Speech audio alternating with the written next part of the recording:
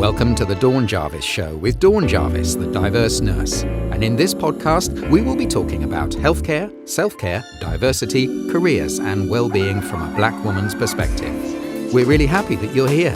So if you're ready, let's get on with the show. Welcome to the Dawn Jarvis Show. My guest today is Rosetta Thurman, somebody I've known for 2 or 3 years now. I was part of her mastermind, had a fantastic time. And I can also say that Rosetta was the inspiration for me starting my journey as a business owner. Welcome, Rosetta. How are you today? I'm good. Thank you for having me. I was just saying before we got on that I was in the midst of a transition. So we're in the midst of moving and, this whole time of year, going into the fall is all about transition and I'm feeling the fall vibes for sure in life and business and everything else. So I'm excited to do this interview today and share with your audience. Thank you for having me. You're very welcome. Rosetta is the founder of the Happy Black Woman, and she's a Black woman's empowerment brand. She's a coach and a mentor, and she teaches Black women how to manifest their life and business of their dreams, which is something that I know about and have experienced of you. So Rosetta, tell us a little bit about that, how you came to have this fantastic brand, what was your journey? Well, in a nutshell, I was an accidental entrepreneur. I didn't wake up one day and say, I want to build this $1 million brand for Black women. I did not.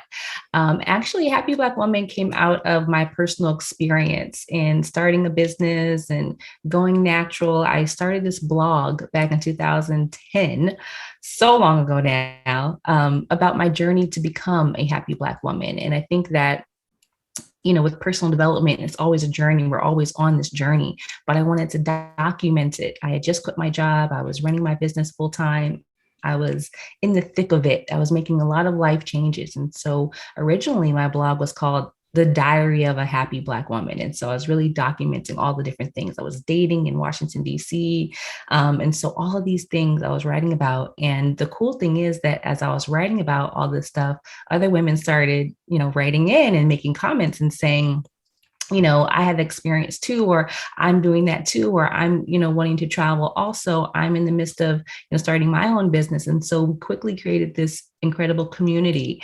And, over time, people start asking me to do workshops and to give them advice about things. And then I was like, I kind of like doing this Happy Black Woman thing more than my business, because I had a nonprofit consulting business at the time. And so it just goes to show that sometimes your passion project, the thing you do on the side of the thing that pays the bills, can actually end up being your main thing. Absolutely. And so, a few years later, I said, Happy Black Woman is going to be my business. I want to focus on personal development and entrepreneurship training for Black women. And the rest is history. When did you realize that so that I do some work as a consultant and I want to also major on the sort of personal development side, because that's what I call my passion project. When did you realize that was the sort of personal development and that sort of like Happy Black Woman vibe was actually your main business and you were going to switch to doing that in the main? Was there a sort of moment? Yeah. A lot of people think that before you make the decision, and you actually don't know. I didn't know what Happy Black Woman was going to be. I said, I'm going to make it. So really was a decision. I made the decision to shut down my consulting business and go 100% with Happy Black Woman full time. I didn't know anything. I mean, I just knew what I wanted to do. And I think that that's all we ever know. You don't know anything. If the last year has taught any of us anything, it's that what we thought we knew, we didn't know. Too true. The people who are supposed to know, they don't even know what's going on, So it's like, you just need to do what you want to do and trust that it's going to work out no matter what. And that's what I did. And so Happy Black Woman, I think I always tell people is that it became successful because I decided it was going to be. Yeah, absolutely. And I think the joy of it and it's really obvious that you enjoy it. And I think that's for me, even with the consulting and giving it my sort of like corporate job, it's what I was meant to do, and I really, really enjoy it. So I think the joy of it, and I think the best thing about it is that you are actually making money doing the thing that you would do for free in some ways. So so it's a bit of a journey, isn't it? But I think it's a bit of a leap. And you talked about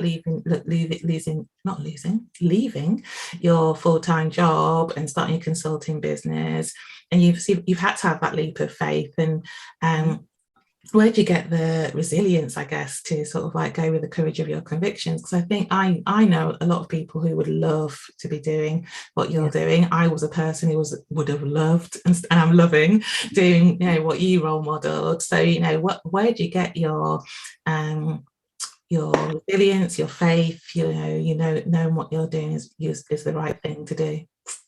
Well, I know that, from being in, the Six-Figure Queen mastermind and making the leap yourself, that there's all these feelings that come up when you make a decision that is maybe unconventional, or what other people might not do, or maybe what is, unknown, right? There's all these fears that comes up. There's all these doubts. There's all these, what if it doesn't work? And I honestly think that the biggest tool, the biggest thing that we can have in our toolbox as Black women, as entrepreneurs, is faith. Without faith, you're going to go crazy, because there is no outside force that's going to say, Dawn, this is going to work for you. Go for it. And a lot of times we're looking for that external validation, that external force, that external, permission to say that now is the time, but there really isn't. And so for me, it's always been about my faith. I am a spiritual person. I don't consider myself to be religious, but I'm very spiritual, and I have a personal connection and relationship with God. And for me, my faith allows me to make moves forward without a debilitating fear. The fear is there, the nervousness is there, it never goes away, but without the debilitating or, something that paralyzes me to say, well, I'm not going to do it because I don't know what's going to happen. I move forward and say, I'm going to do it because I know no matter what happens, God's got me. Everything is going to be okay. I've always been okay. And if I'm not okay, I figure out how to be okay. There's nothing that we could ever do that's going to break us, right? There's nothing that could ever happen that we can't get out of, right? And so a lot of times we act like, making these decisions to follow our dreams and to follow the path we know is meant for us. We act like, they're life or death decisions when they're actually not. A life or death decision is a life or death decision. This is not, making the decision to quit your job is not life or death. If it doesn't work out, you get another one. Get a job for a dime a dozen. Everybody's hiring now. I mean, come on, right? Too true. So it's really about having that faith. What does your faith do? Like, how do you navigate your faith when you don't know? Because faith is not really faith until you can make a decision not knowing what's on the other side. That's the definition of faith. Absolutely. Right? So I feel like that's what keeps me going. That's fantastic and good to know. And I think it is just a feeling and to be confident in yourself. And I think a lot of the things that you teach and you coach around are around confidence and mindset, and to be the woman that you want to be, to live the life of your dreams, as you say. And, what do you think goes into sort of like getting that mindset? I know you teach a lot about mindset, and it's the big thing. And it's a mindset not only about following your dreams, but it's a mindset about money and limiting beliefs. And I know you talk about the lizard brain, sort of that sort of nagging doubt in your head. So how do you? I mean, I do know because I've been working with you, but for the benefit of our listeners, how do you get yourself into that mindset where sort of everything is possible? Right. Well, you as well as anyone else knows that everything starts in our minds, right? Everything starts in here. And so when I think about my journey to becoming a happy Black woman, and I'm still on that journey until the day I die, right? It's always a becoming more and more of who I'm meant to be. But when you think about where the journey begins, people think the journey begins when the step is taken, or the journey it begins when you get to where you're going, and then you can live your life. But that's not true. It's all wrong. People have got it all wrong. The journey begins in your head. And so one of my favorite personal development books is Napoleon Hill's Think and Grow Rich. It's a classic, I have it. it was written way before any of us were born. So Think and Grow Rich, right? So one of the chapters, I think it's chapter 6, he talks about desire. And he talks about desire being the starting point of all achievement. And when you think about where desire lives in your head and your heart. So if everything starts from desire, it doesn't start with, what happens out there. It starts with what's going on in here, what's going on inside of you. And so when we think about, why people don't do what they want to do, and it's like, oh, I don't have the willpower. No, you don't have the right mindset. So what's going on in your mind? So what I love to do is get into the mindset of my vision, get into the mindset, get into the energy of what it is that I want, get connected to my dream. So many of us are disconnected from it. So what happens is a thought comes in. I would love to start my business and quit my job. I would love to travel the world. I would love to, take my family on a dream vacation. I would love to do all these different things. I would love to transform, my body and lose 20 pounds and, fit this, sexy bikini. I would love to do these things. And so that's the thought that happens. But instead of the thought turning into action immediately, more thoughts come in, and more thoughts are like, well, you're crazy. Where are you going to get that kind of money? Nobody in your family has that. Who do you think you are? Do you really think that that's going to work? All these doubting thoughts start coming in. And that's what we're fighting against, is really the mindset of it. And so for me, what's most useful is when I get into that mindset, instead of saying, oh, do you really think that's going to happen? Before the inner critic can even take hold, I really engage with the dream. I engage with the goal. So when I have a goal, I start writing about the goal. I start journaling about the dream. What a lot of people do, and I think that this is so detrimental to our mindset. What a lot of people do is they write about their fears. They write about, all the things that tick them off and all of that in their journal. So their journal is filled with nothing but negativity, and they open it over and over again every day. Letting that negative energy come into your space every day. But what I prefer to do is when I get a dream, when I get a goal, I like to write about it as if it's already happening. Yeah. And so some people call this scripting. I just call it manifestation journal. Absolutely. So I journal about what I want to manifest. And when you do that, your mind starts to change. And so you start to train your brain, start to train your mind to think about, when a thought comes in about a goal or a vision or a dream, it immediately goes to how amazing it's going to be when you get it, instead of thinking about how crappy it's going to be when you fail. Right. And so I'm just trained to do that. So I can get excited immediately. I go to 0 to 100 real quick, because there's nothing that's taking me out of it. There's nothing that's like, you can't do it. Like, my mind is already trained to go forward and be like, okay, so how can we do this? Because I know it's going to work. If I do it, it's going to work. It's just a matter of time. So what we can start doing is, instead of thinking about all the reasons why your goal is not going to work or your dream is not going to get there, it's about, how can you engage with it? How can you engage with the energy of how good it's going to feel when you have it, and act as if it's going to happen? Love that, because I think it's such a positive way to go. And some of my consulting work, I've done things like appreciative inquiry, where you actually go, where's the best practice? Where do they do this really well?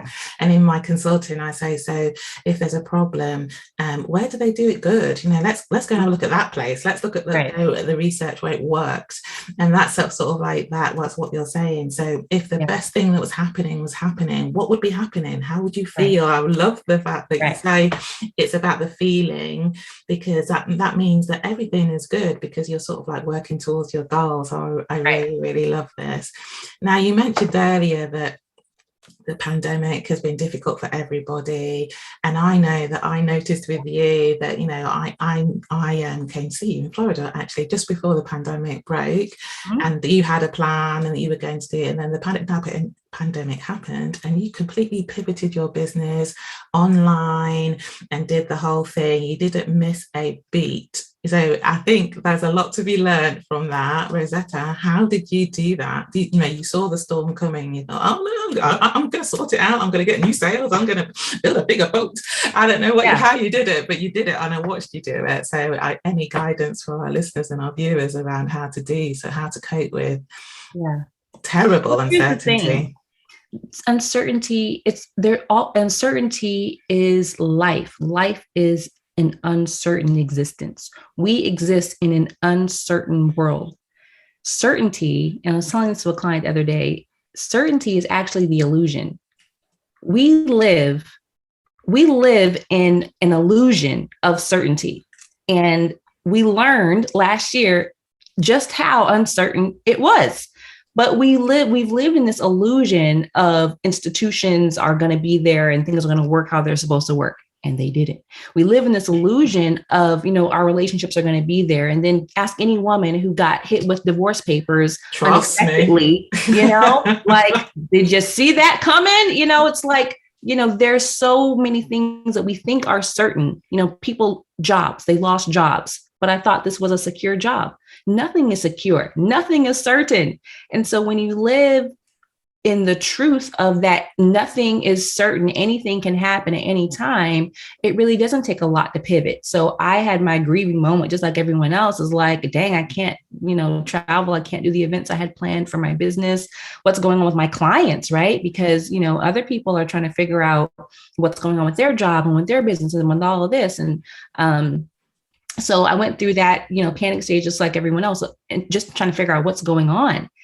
And then realizing that no matter what is going on, whether it is a pandemic or it is an unexpected situation in your life, you still get to move forward with what you want to do. It just may look different. It just may not be how you originally planned it. And so a lot of people, when things look different, they completely scrap the vision. They just scrap the dream. They scrap the goal instead of trying to go about a different way of doing it. So no matter what happens, I'm going to make my money. I'm going to make an impact. I'm going to make a difference. I'm going to experience amazing things in my life. It doesn't matter. So lockdown meant that you can't leave, but that doesn't mean that you can't have an experience of a good life still, right? So that was sort of a recalibration for me in terms of, what does it look like now? So when people lose a job, a lot of times they just fall into this deep depression, and it is, a very difficult thing to deal with. But the funk lasts longer when you don't see another way out. And so a lot of people, they didn't see another way of doing things because they're so used to the way they were doing things. They were so used to this certainty. So it's the same thing with any life change that happens, is that you got to feel your feelings for sure. You can't bypass your feelings. You got to cry, you got to scream, you got to punch the air and all of that, and feel what you feel. But at the end of the day, you also have to realize that this life is so short. You can't waste too much time in that place of, I'm having a pity party. Things are not going my way. And it's like, well, join the club. It's kind of like if you ask a person across the world, who's still trying to get an education and come to America, or trying to, make something of themselves, they don't want to hear that. You have to honor the life that you have been given. And what I believe to my core is that if you have been given a vision for your life, if you have been given a dream in your heart, then God has already given you the tools to manifest it, to create it, to experience it. And it may not look like how you thought it was going to look, but you still get to have it. And that's one thing that I always carry with me, is that no matter what happens, I still get to have what I want. And even regardless of external circumstances, even with mistakes that you might make. Oh, I didn't get it right the first time. Well, I'm still alive. So that means I get another chance, right? Absolutely. So when you move forward like that, external circumstances don't bother you as much, or, doors shutting in your face don't bother you as much, because you know that you're going to get what you want in the end. That's brilliant. Absolutely wonderful. So I've got a couple more questions for you. So one is a celebration and a congratulations. You got married this year, I and did. and I know that that was a massive part of your life. And you know, I know there was a big journey about finding your boo and sort of and then getting married. So congratulations on that. Thank you. I guess I want to say, and it goes back to lockdown as well, that lockdown didn't stop you getting married, but it must have made it different getting married. Yeah, it was different for me. And I think that at the end of the day, it's important to understand what's the most important thing about this, right? Because for me, I never had, like a dream wedding idea. Like my dream wedding was, the man I'm standing next to, Absolutely. that's what makes the dream. And so we had people who wanted to be there. And it wasn't so much about, it's not perfect because everything can't be how we want it to be, but it's how do we want to mark this moment in time?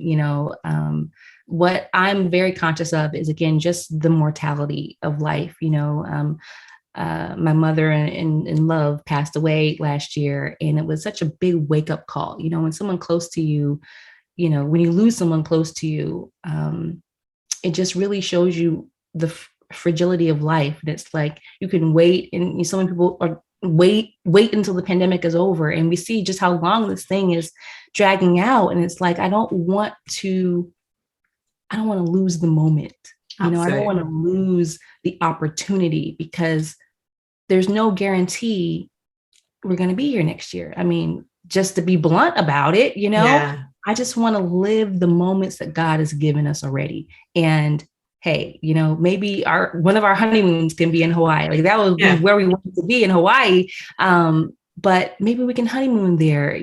God willing, we'll honeymoon all over the world. But that doesn't mean that our wedding can't be what it's going to be for right now. So I'm so glad that we captured the moment and we didn't wait, because who knows when it would have been perfect.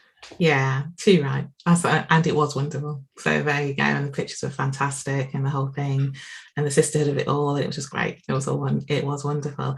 And sort of the last questions, because I know I'm a nurse, and I'm sort of like about health and well-being, and keeping mind and body and soul together. And we've talked about resilience, but is there are there things, as your health been affected? You talked about the loss of close ones and things like that, and that does have an impact on sort of like body and soul. And I just wonder, as an entrepreneur, how you take care of your health, of your well-being, and keeping on together. You're very inspirational, and you're very motivational, and very positive. Yeah. But do you have down days, and how do you move forward with that? Yeah, I think it's a myth that to be successful and to be happy, that you have this constant state of happiness, and you have this constant state of everything is fine. You can know intellectually that everything is fine. I know intellectually everything is going to be all right. I know that in my soul. But does that mean that I don't have days when I'm like, what are we doing here? I just want to crawl under a bed. And of course I have, emotions. I have, all the things that women go through with our ups and downs and mood swings and everything. And that doesn't make me any less of a successful person, And so one of the things that has been so key for me in this journey, especially over the past year, has been having a therapist. I think that our mental health is so important. Our physical health is important as well. And I think there's, a few things that we all know to do is, to, drink water, eat as well as you can, and, get some movement in. And I think that that's important. It definitely, increases my mood when I can, take a walk outside. I mean, that was one of my saving graces during lockdown when we couldn't do anything. We couldn't go anywhere. I mean, my daily walk around the waterfront where we were living at that time, it was my saving grace. It was a thing that cleared my head. It was a thing that reminded me that everything is going to be okay. Because for me, it's about seeing God's creation. Like when I see trees, I see the sky, when I see the water, these are all things that God created, and God also created me. So there is no limits to what can happen here. There's no limits to what I can do. But at the same time, we're not robots, right? So having a therapist, just over this past year has been really helpful, especially with people being able to do video sessions and doing the telehealth stuff. And my husband, he's, in therapy with me as well, because even though, we live in this uncertain world, our brains want everything to be certain. We want to know why. We want to know why did, our mother in love have to pass away? Yeah. Why is this pandemic happening? Why are all these things that we wanted to happen not happening? When is it going to end? Like, all those things are outside of our control. So one only thing we can do is to manage our mind and have some ways to cope and to get into a better space and to feel better. And so for me, it's all just been about feeling better. How can you feel better in this moment? How can I feel better in my relationship? How can we remember that we're all human and we live in this uncertain world? And, getting help with that, I think is very, very important, because especially as Black women, I think that people just expect us to be strong without a manual for how to be strong. We're not born with how to be a strong Black woman. People just assume that we're strong because we deal with things. We deal with things because otherwise we will die. We will die under the weight of everything that's going on. So I think that it's an act of power and an act of self-love to get the support that you need, whether it's a therapist, it's a coach. I prefer all of the above: a therapist, a coach, a mentor, a mastermind, girlfriends, people who they don't expect nothing of you, but girl, let me order you a drink. Let's watch Netflix. Let's take our bras off and put our pajamas on and just be who we are. All of that is necessary for us to be happy Black women and for us to be productive members of society, for us to be there for other people by first being there for ourselves. All of that is important. So without my therapist, girl, I don't know where I would be right now. I love that. I love that. I love that. I love that. All the self-care, the therapy, the coaching, the mastermind, all of the above. Love that. And to take care of ourselves. How do you help, and how can you help people who've listened to you today, want to get in touch with you, want to get a bit of your magic? How can people get in touch with you?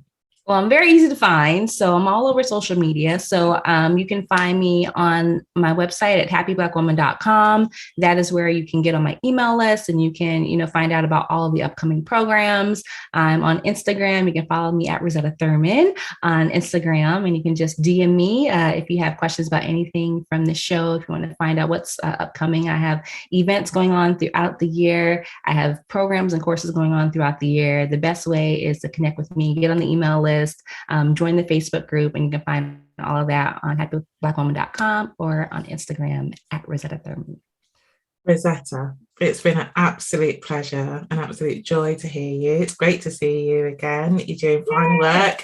I'm a graduate of that work, and still following your journey, still getting the emails and still looking at happyblackwoman.com. So I'm an advocate and I give that testimonial for you.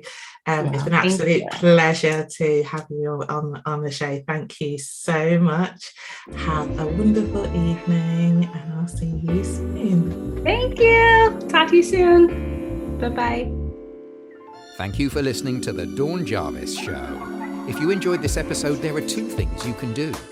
Number one, leave Dawn a rating and a review on Apple Podcasts. It would mean so much to her if you took a moment out of your time to post your thoughts on the show. It will help Dawn reach so many more people and help them with their well-being. Number two, subscribe to Dawn's email list, The Diverse Nurse Digest, using the link in the show notes. Until the next time, thank you and goodbye.